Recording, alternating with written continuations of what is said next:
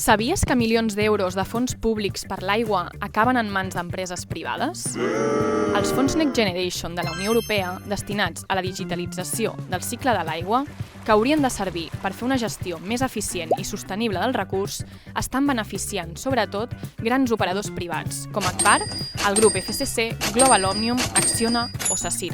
Només el grup Agbar ha rebut 103 milions d'euros més. Entre la primera i segona convocatòria d'aquestes subvencions, 185 milions d'euros han anat a parar a empreses privades, el que representa un 37% del total. D'aquestes, la que més s'ha endut ha estat el grup Agbar, amb més de 72 milions d'euros. A Catalunya, altres subvencions públiques per infraestructures hídriques també han beneficiat operadors privats, com les subvencions per millorar el rendiment de les xarxes urbanes d'aigua de la Generalitat o el programa sectorial de millora de les xarxes d'abastament d'aigua de la Diputació de Barcelona. En total, només d'aquestes subvencions, el grup Agbar s'ha endut 175 milions d'euros. És preocupant que hi hagi una concentració creixent de fons públics en mans d'operadors privats, tenint en compte el seu paper en la vulneració de drets humans arreu del món.